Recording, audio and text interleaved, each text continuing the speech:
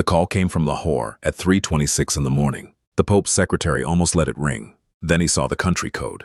Within 2 minutes, the lights were on in Santa Marta. Within 5, a guard had been ordered to clear the corridor. Within 7, Pope Leo XIV was standing barefoot beside the window, one hand pressed against the glass, listening to a voice that sounded as if it had crossed a desert before reaching Rome. The man on the line did not introduce himself with titles. He did not ask for a blessing. He said only one sentence. "Holy Father, they told our family's pax has been suspended." The Pope closed his eyes. Outside, Rome was still asleep. The dome of St. Peter's was a black shape against a colorless sky. No pilgrims were yet in the square. No journalists were waiting at the gates. No bells had rung. But inside the papal apartment, the day had already broken open. Leo asked the man to repeat what he had heard. This time the voice trembled. "They said there are delays. They said there are budget adjustments. But the families are afraid. Some have already packed. Some have already told their children they would be safe." The Pope did not answer immediately. He could see them without seeing them. Mothers in Lahore who had hidden baptism certificates beneath floorboards, fathers who had worked under threats and debt, children taught to lower their voices when praying, families who had been told that a place called Christendad might one day exist, not as a dream, but as land, walls, schoolrooms, chapels, and sleep without terror. Pax was supposed to be that promise, not a press release, not a fundraising slogan, a place where persecuted Christians in Pakistan could breathe. And now, before dawn, a man on a poor connection was telling the Bishop of Rome that the promise had been wounded. The Pope finally spoke. "Who told you it was suspended?" The line cracked. For a moment there was only static. Then came the answer. A letter from Rome. Leo opened his eyes. Not from a government office. Not from a bank. Not from a hostile militia. From Rome. By sunrise, that sentence would begin one of the most dangerous confrontations of his pontificate. By noon, the Vatican would no longer be discussing a humanitarian delay. It would be facing an accusation almost too painful to say aloud. Pax had not failed because the world was cruel. Pax had been slowed by hands inside the church, and Pope Leo XIV had decided that if the hope of the poor had been stolen in the name of procedure, he would drag that procedure into the light. This is a dramatized Vatican-style documentary scenario, based on the crisis described in the source text.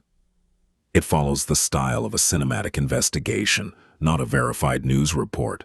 To understand why that phone call mattered, you have to go back to the beginning of Pax, before the leaked memoranda, before the frozen transfers, before the whispers about Cardinal Lorenzo Vitale, before Rome began asking whether marble palaces had been purchased with money meant for persecuted families. Pax began as something almost embarrassingly simple, a refuge. In 2024, through the Omnis Gentes project, a network of Catholic lay leaders began speaking of an idea that sounded impossible to many inside the Vatican: purchase land in Pakistan and build a safe Christian settlement called Christendad, not an enclave of power, not a political colony, a protected community where families could live, worship, work, and educate their children without living beneath constant fear. The planners used practical language: land titles, legal registration, security corridors, housing units, schools, employment networks. But people close to Pope Francis said he saw something more.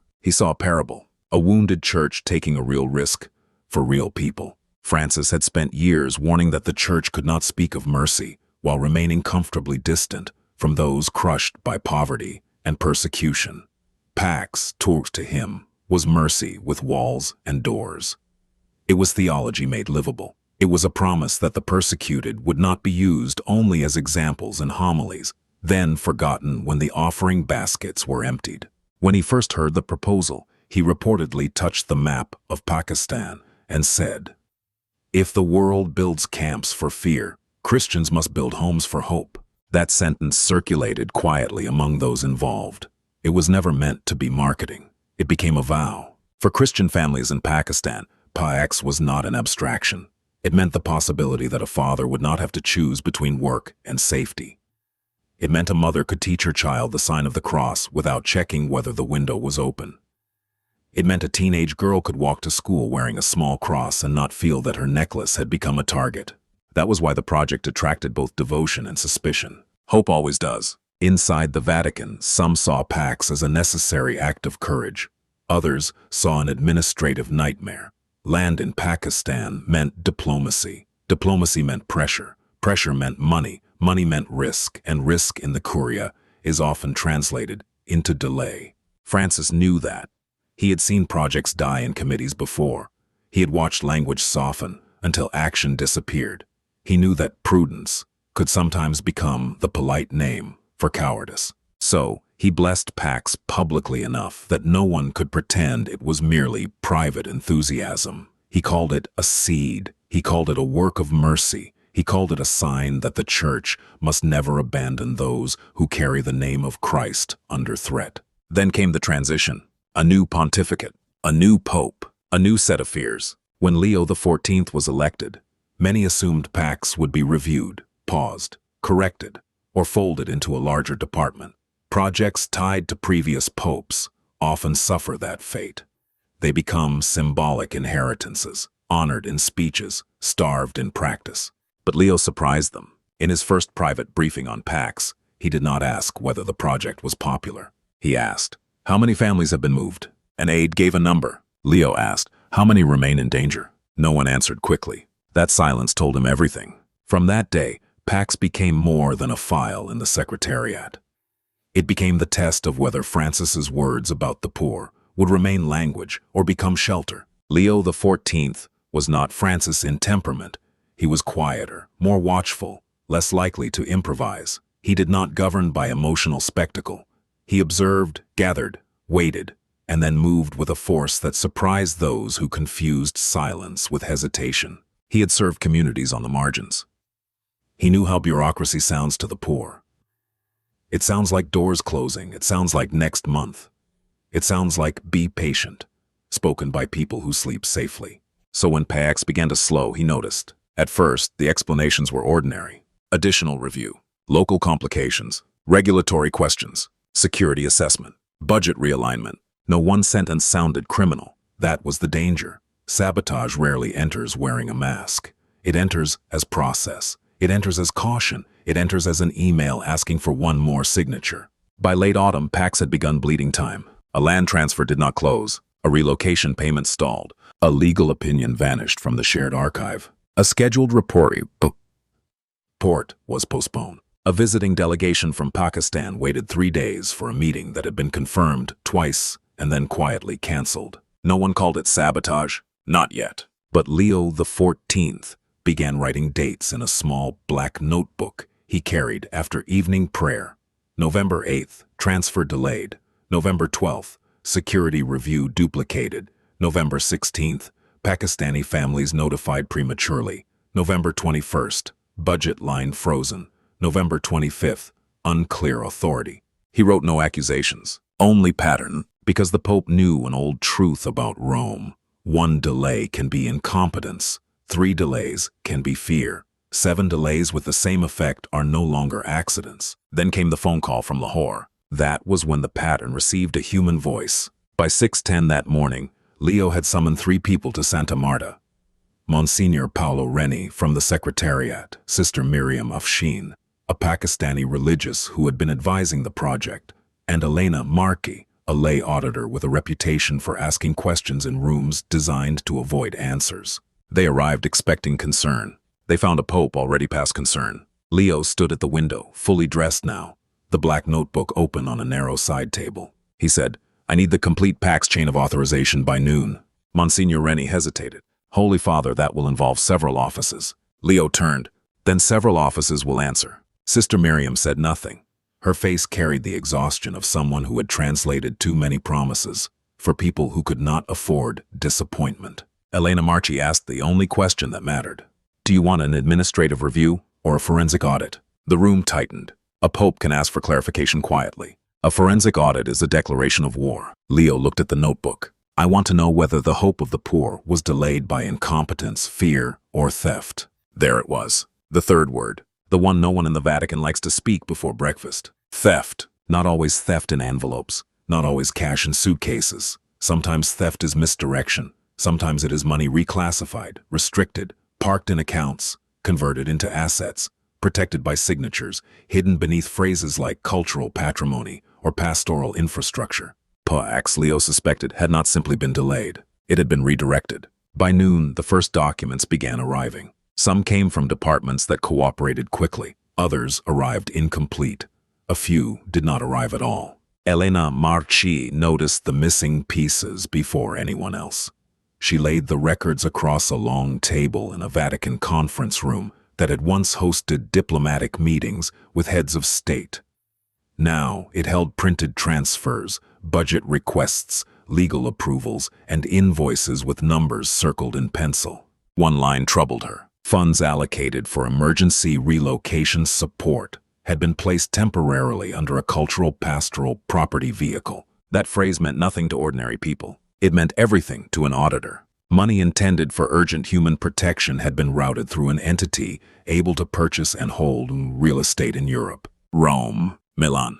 Two historic buildings described as future cultural centers. No proof yet of criminal theft, but enough smoke to make breathing difficult. At 5:44 that evening, Leo received a preliminary summary. He read it once, then again. Then he asked who authorized the transfer. Elena did not answer immediately. That was her mercy. Finally, she placed one page before him. At the bottom was a signature. Cardinal Lorenzo Vitale. The name landed in the room like a stone dropped into water at night. Vitale was not obscure. He had spent years inside the financial machinery of the Curia. He knew donors. He knew foundations. He knew banks. He knew how to make a transaction look inevitable before anyone had agreed it was necessary. He also knew how to survive popes. Under Francis, he had presented himself as practical. Under Leo, he had presented himself as loyal. In Rome, those who master survival often learn to call it service. Leo did not accuse him publicly that night. He did something more dangerous. He called him privately. According to one person close to the papal household, the conversation lasted 11 minutes. Vitale denied wrongdoing. He insisted the transfer was temporary. He said the property acquisitions were designed to generate long-term stability for Pax. He spoke of strategic assets.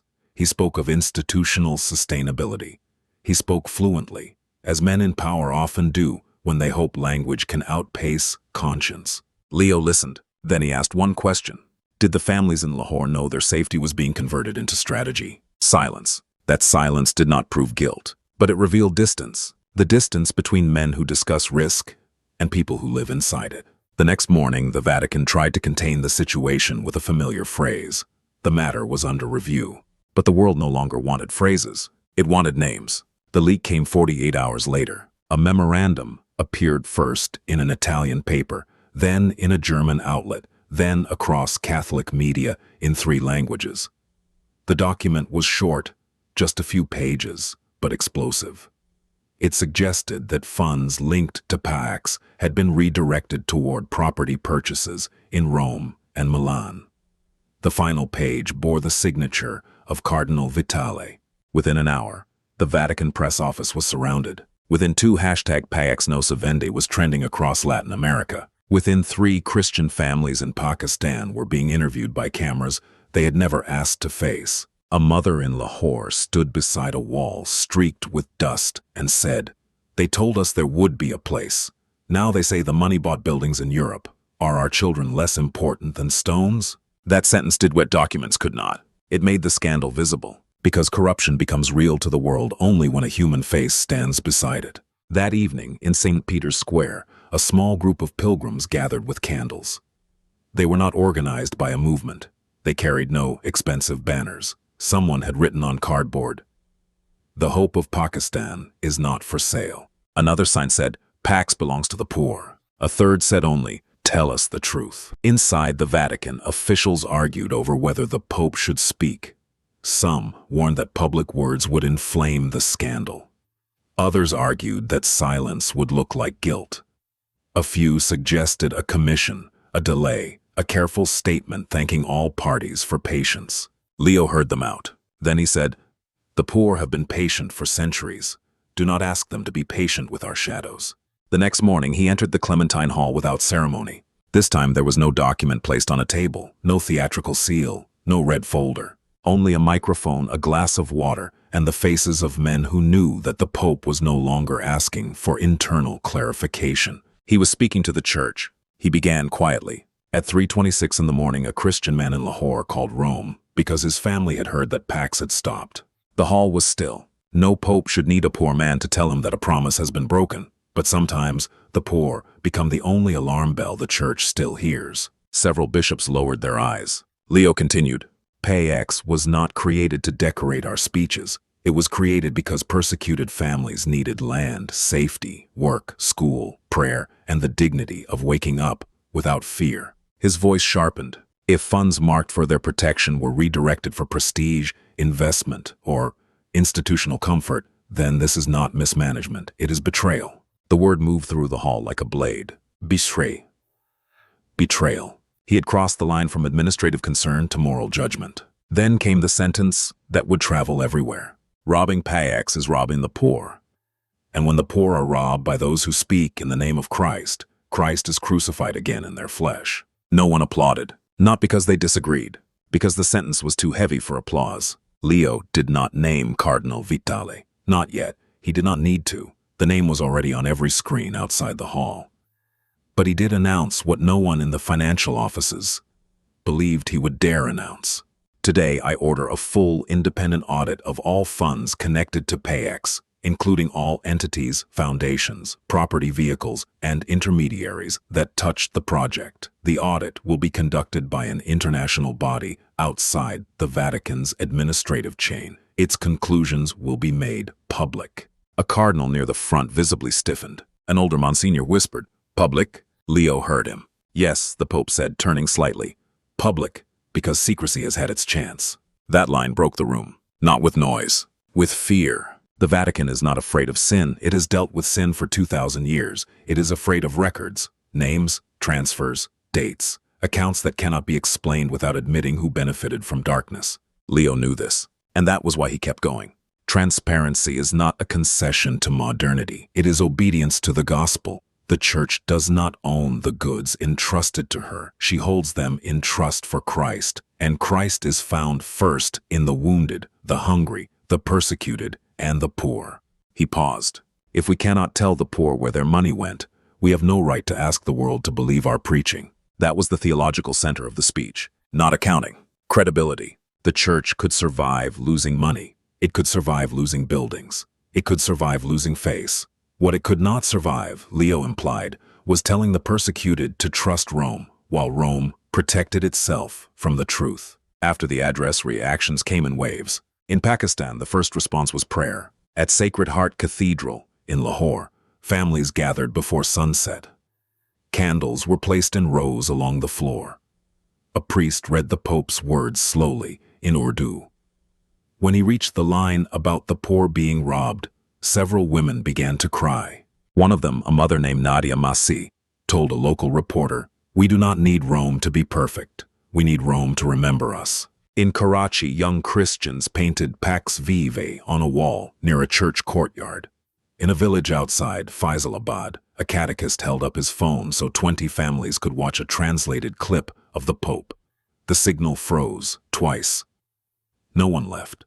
Meanwhile, in Rome, the reaction was less pure. The curious into 3 groups. The first group supported the Pope openly. These were bishops, auditors, lay administrators, and younger officials tired of defending systems they did not trust. They spoke of a new era.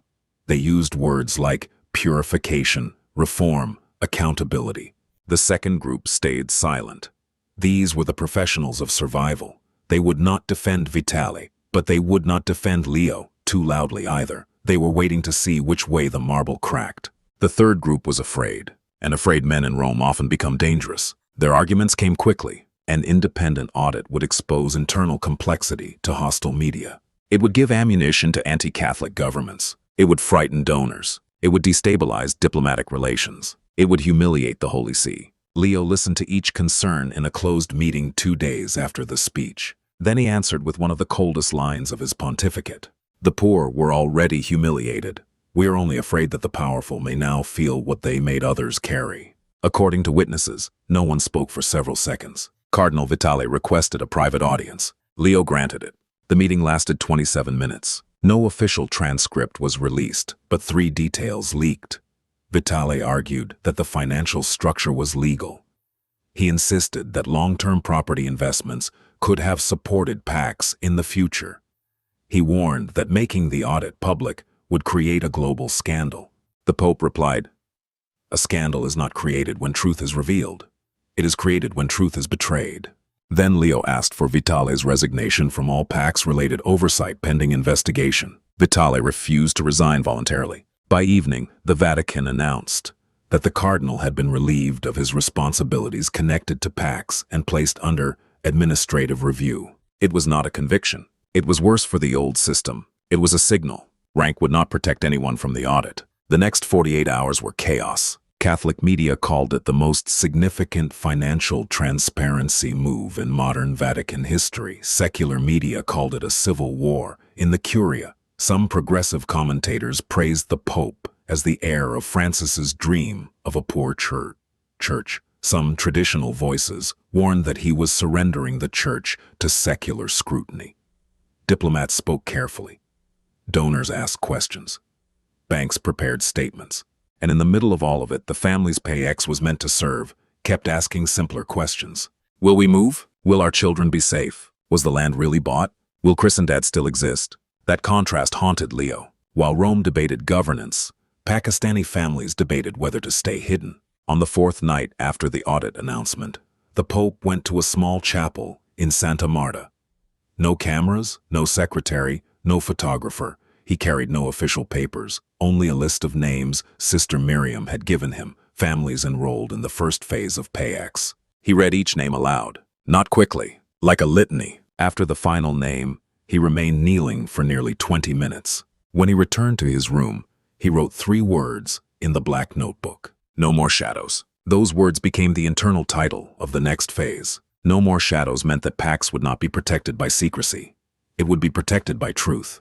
The Pope's team announced 3 measures. First, emergency bridge funding would be established, independent of the disputed accounts, to ensure that immediate relocations and protections for high-risk families would continue while the audit proceeded. Second, a public PAX ledger would be created, with quarterly reports showing money received, money spent, land acquired, families assisted, and pending obligations. Third, an oversight council would include not only clergy, but lay financial experts, representatives from persecuted Christian communities, women religious and independent child protection advocates. That third measure caused the loudest internal objection. A Vatican official complained, "This makes victims and beneficiaries into governors." Leo replied, "Good. Those most affected by our decisions should no longer be the last to know them." That sentence traveled through reform circles like fire. For decades, Vatican governance had often operated from above downward. Leo was reversing the moral direction. The poor were not props in church reports. They were witnesses. They were participants. They were the reason any structure existed at all. In Pakistan, the announcement of bridge funding brought cautious relief, not celebration. The wounded do not celebrate quickly, but relief. A family that had been told to wait received confirmation that their relocation would proceed.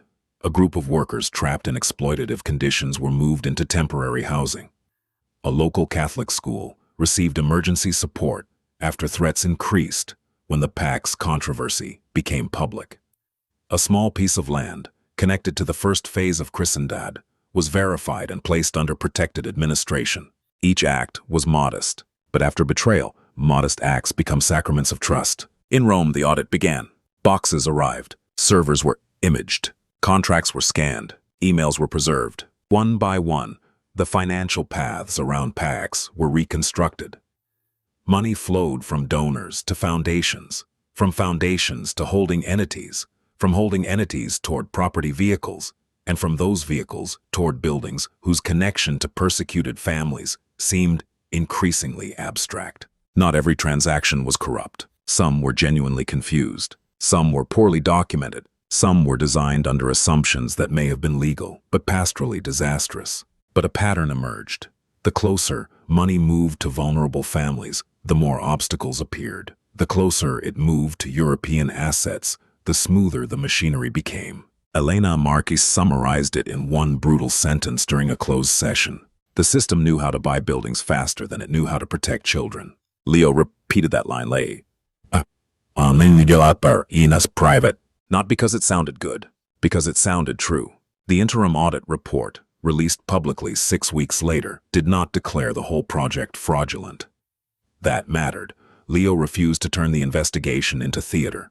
The report confirmed significant governance failures, unexplained redirections, conflicts of interest, and decisions taken without adequate consultation with Pax's intended beneficiaries. It recommended disciplinary proceedings, restitution, and restructuring. For critics, the report was not enough. They wanted arrests, condemnations, public humiliation. For defenders of the old system, it was too much. They called it institutional self-harm. For PAX families, it was complicated.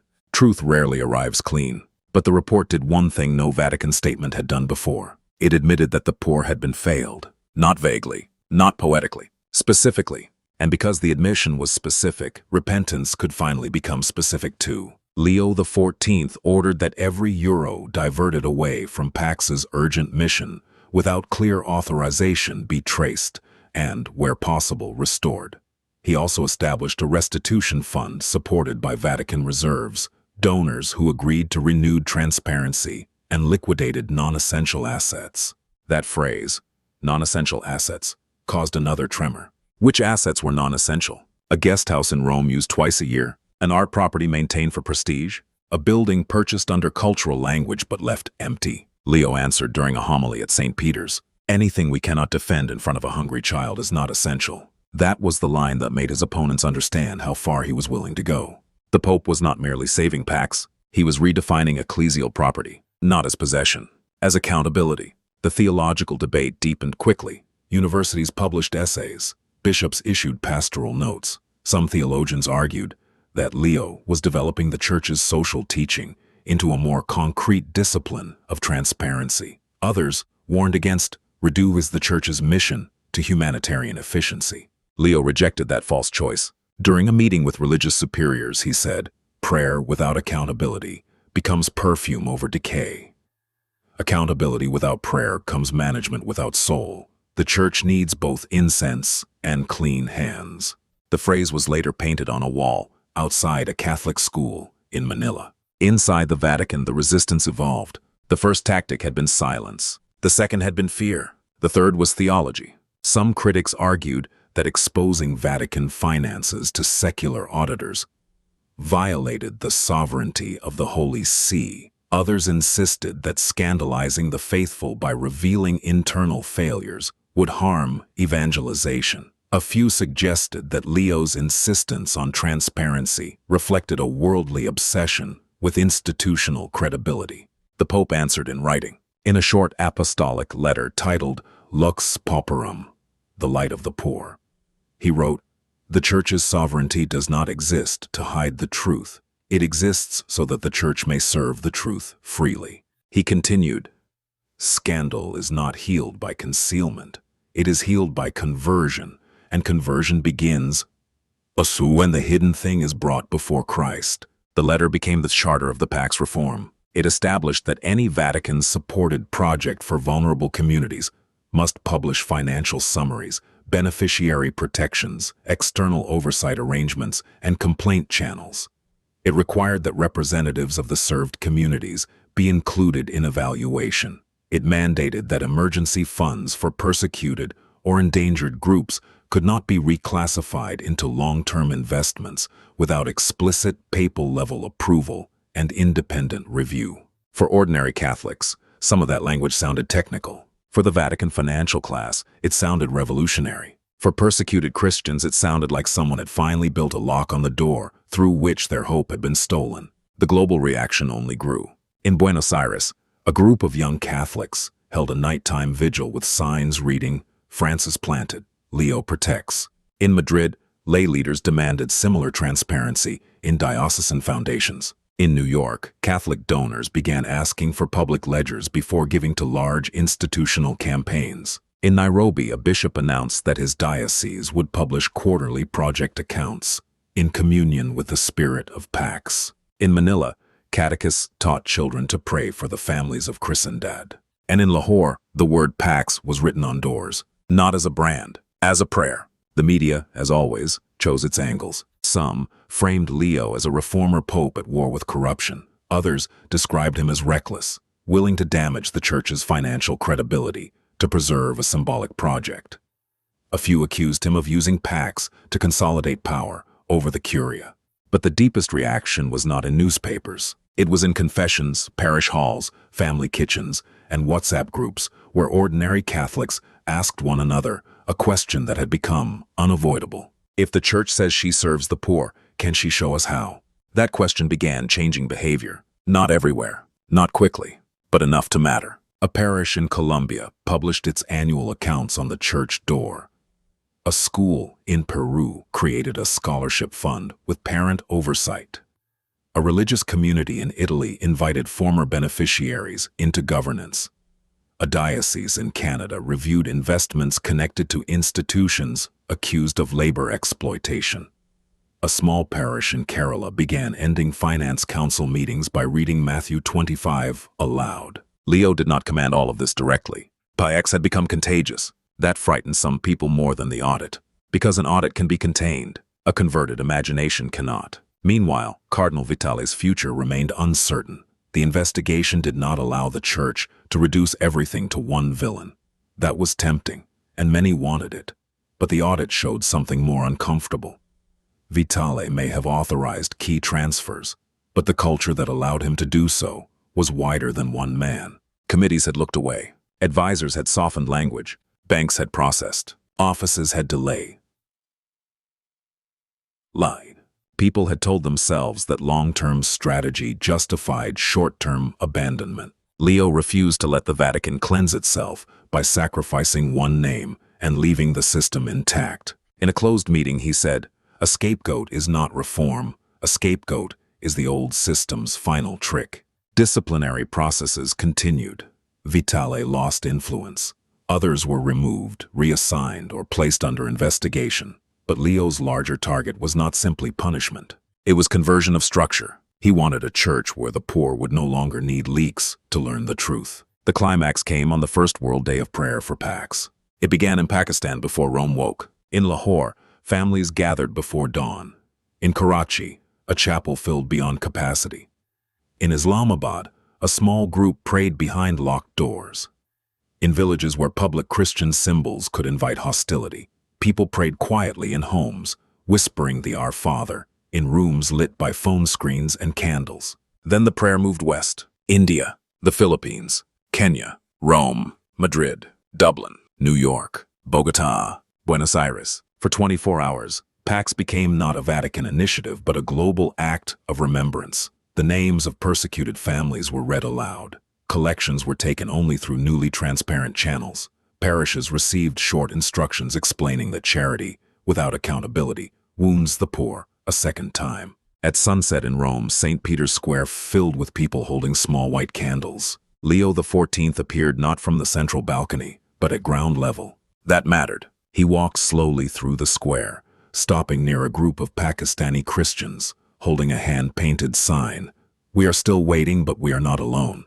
The Pope touched the sign with his fingertips. Then he stood before the crowd and spoke without notes. PACs was wounded because the church forgot that the poor are not an idea. They are names. They are faces. They are children who ask whether tomorrow will be safer than today. The square was silent. Francis planted this seed. We have nearly allowed it to be choked by thorns of fear, greed, and bureaucracy. But a seed is not dead because it is buried, and hope is not dead because it has been betrayed. A woman in the crowd began crying. Leo continued, "I ask the whole church to become guardian of PACs, not only with money, with prayer, with scrutiny, with courage, with the holy refusal to let the poor disappear behind our procedures." He turned toward the basilica behind him. "The future of the church will not be measured by the height of our domes, but by whether the persecuted can find shelter beneath our care." Then came the line that sealed the night. "If PACs lives, it will not be because Rome saved it. It will be because the poor taught Rome how to become Christian again." This time the square erupted, not with the shallow applause of spectacle, with the sound of people who understood that the church was being asked to repent in public and rebuild in public. In Pakistan, the clip was watched again and again. In one house, a father paused the video and translated the Pope's words for his children. One of them asked, Does that mean Christendad will happen? The father did not promise what he could not guarantee. He said, it means they remember us. Sometimes, before shelter arrives, memory is the first wall. The months that follow did not become easy. No honest story of reform should pretend that they did. PAX still faced legal obstacles. Land issues remained complex. Security threats did not vanish because Rome became transparent. Some donors withdrew, embarrassed or angry. Others increased support. Some officials adapted. Some resisted quietly. Some Catholics grew tired of hearing about audits and wanted simpler stories. But the project moved, slowly, publicly, imperfectly. The first transparent PAX report was released at the end of the quarter. It listed funds received, funds restored, funds pending recovery, families relocated, temporary shelters supported, land parcels under review, legal challenge, and unresolved risks. It was not glamorous. It was not propaganda. It contained bad news as well as good. That was why people trusted it. A Catholic journalist wrote, "For the first time, a Vatican project sounds like it is telling the truth before being forced." The sentence stung and healed at the same time. Christendad remained unfinished, but it was no longer imaginary. A perimeter was secured. Temporary housing expanded. A schoolroom opened in a modest structure with a tin roof and donated desks. On the first day, the teacher wrote 3 words on the board in English, Urdu, and Latin. Peace, light, PAX. A photograph of that blackboard reached Leo XIV on a rainy afternoon in Rome. He looked at it for a long time. No palace could justify itself like that room did. No asset could preach like that blackboard. No financial strategy could replace the face of a child writing his name without fear. Late that evening, Leo returned to the chapel where he had once read the PAX family list. He prayed again, this time with the first public report beside him, not because numbers are holy, but because numbers tied to the poor must be brought before God. When he emerged, an aide asked whether the worst of the crisis had passed. Leo did not answer quickly. Then he said, "No, the worst passes only when truth becomes habit." That was the real reform. Not one audit. Not one speech.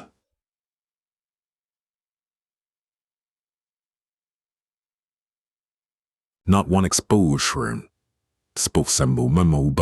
Also say habit.